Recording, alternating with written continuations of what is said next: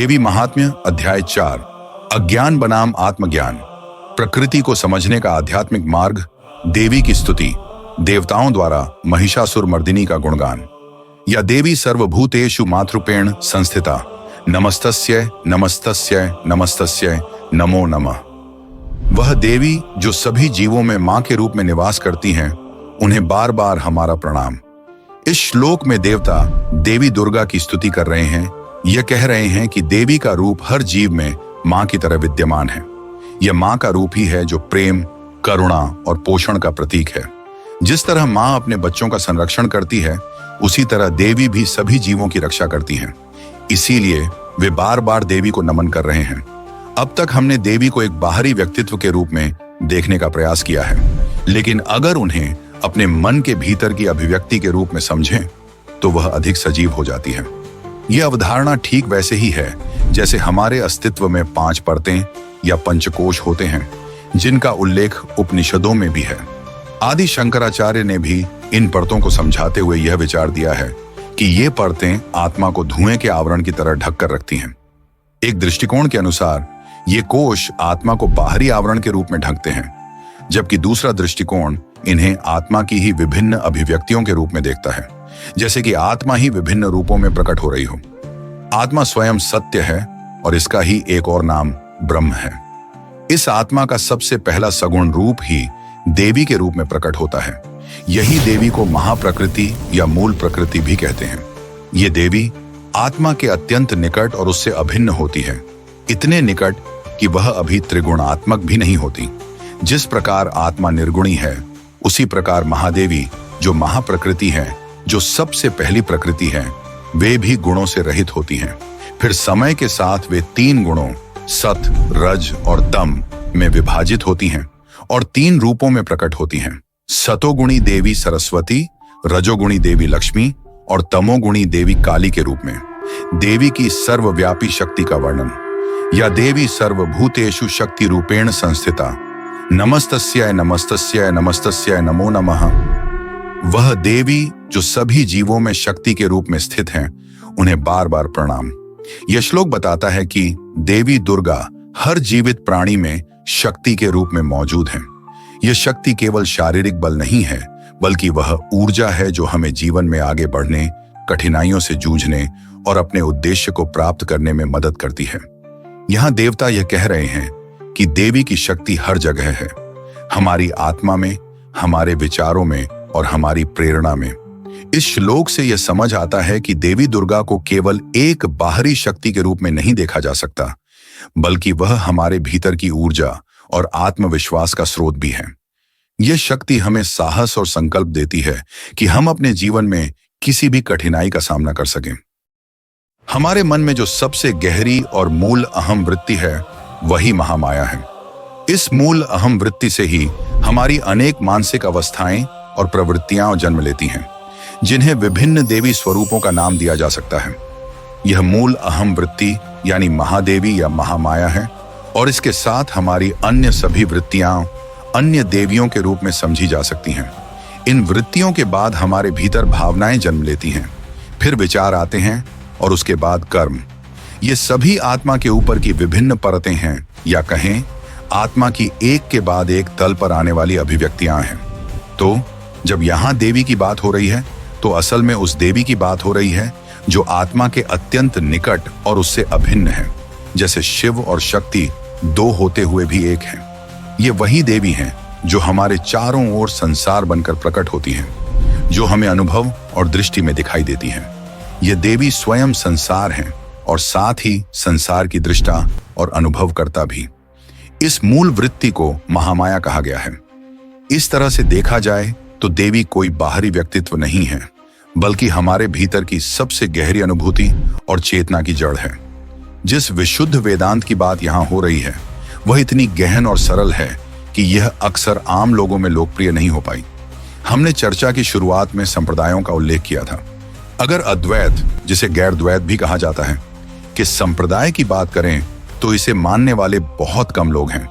हालांकि शैव संप्रदाय के अनुयायी भी अद्वैतवादी माने जाते हैं, लेकिन यदि विशुद्ध अद्वैत की बात की जाए तो ऐसे लोग बहुत कम मिलते हैं। इसका कारण यह है कि विशुद्ध अद्वैत में बात इतनी सीधी और स्पष्ट होती है कि उसे समझना कठिन हो जाता है।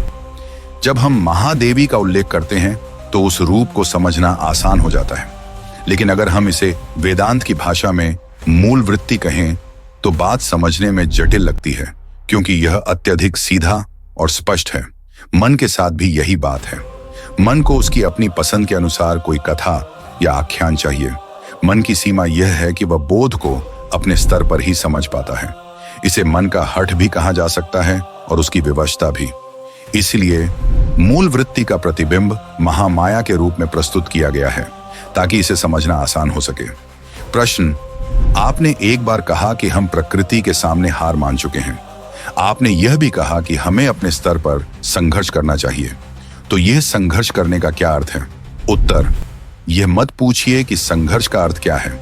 अगर मेरे साथ हैं तो यह पूछिए कि वह कौन है जो संघर्ष करेगा, क्योंकि जो संघर्ष करेगा वह भी प्रकृति का ही हिस्सा है। अहंकार भी तो प्रकृति का एक हिस्सा है, उससे अलग नहीं है। तो यहाँ प्रकृति के दो पक्ष हैं, एक वह जो हमें अहंकार में बांध कर रखता है और दूसरा वह जो हमें संघर्ष के लिए प्रेरित करता है। मैंने जो कहा कि हारोगे तुम बार बार, इसका अर्थ है कि प्रकृति का वह पक्ष हमें बार बार हमारी सीमाओं से अवगत कराता है, हमें संघर्ष में झोंकता है और हमें बार बार पराजित करता है। यहाँ पर प्रकृति और आत्मा के संबंध को इस तरह से समझाया गया है कि हमारी मुक्ति के उपाय और साधन भी प्रकृति के ही भीतर हैं।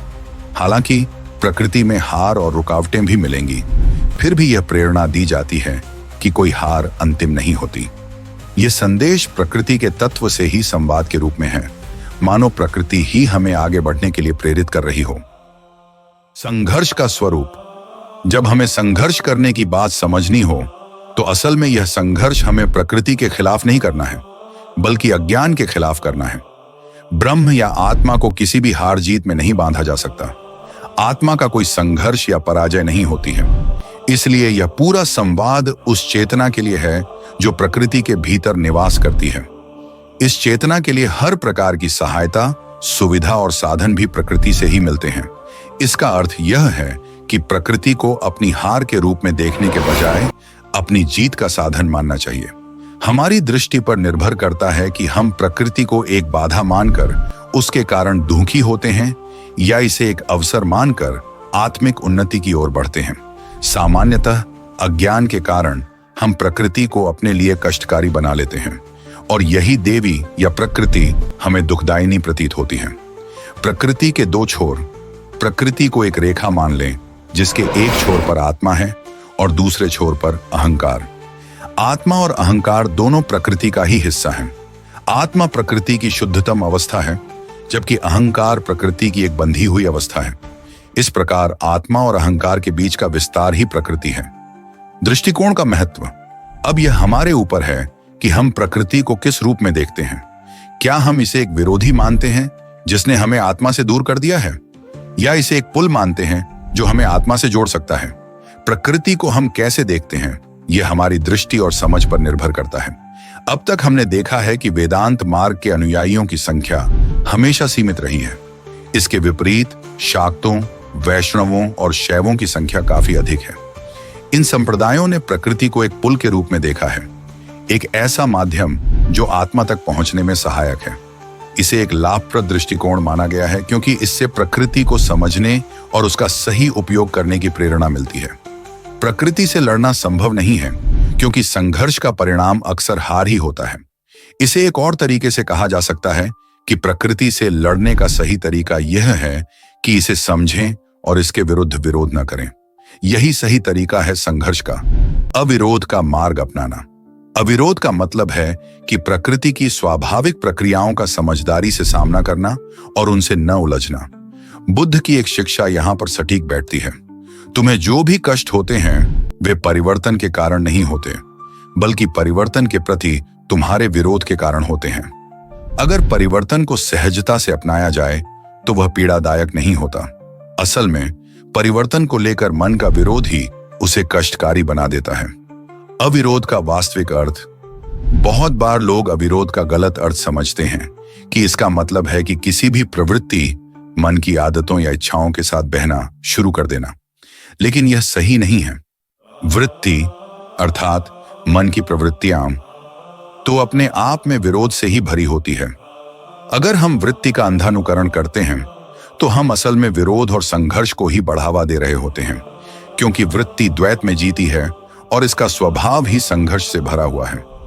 अविरोध का सही अर्थ यह है कि वृत्ति के स्वभाव को समझ लें और उसकी विरोधात्मकता में न उलझें। वृत्ति के बहाव में अपने आप को बहाना अविरोध नहीं है।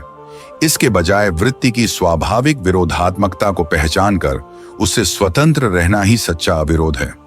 जब आप वृत्ति की विरोधात्मकता में नहीं फंसते, तभी आपने वास्तव में उसका प्रतिरोध किया होता है। अविरोध विरोध का सर्वोत्तम तरीका इस प्रकार अविरोध ही विरोध करने का सबसे श्रेष्ठ और परिपक्व तरीका है। यह विरोध नहीं करते हुए भी विरोध का ही कार्य करता है। प्रवृत्तियों को समझकर उनसे स्वतंत्र होना ही सच्चा अविरोध है। अध्याय 4 में देवता देवी दुर्गा की स्तुति करते हैं और उन्हें कई रूपों में संबोधित करते हैं। वे मानते हैं कि देवी की शक्ति अनंत है और वह हर रूप में, हर जगह, हर जीव के भीतर मौजूद है। देवता देवी को मातृत्व, बुद्धि, शक्ति, शांति, दया और सभी शुभ गुणों का प्रतीक मानते हैं। ये श्लोक हमें सिखाते हैं कि देवी केवल एक बाहरी शक्ति नहीं, बल्कि हमारे भीतर की हर सकारात्मक ऊर्जा का स्रोत है। इन स्तुतियों का उद्देश्य केवल देवी की आराधना करना नहीं, बल्कि उनकी हर रूप में उपस्थिति को पहचानना और उसका आदर करना है।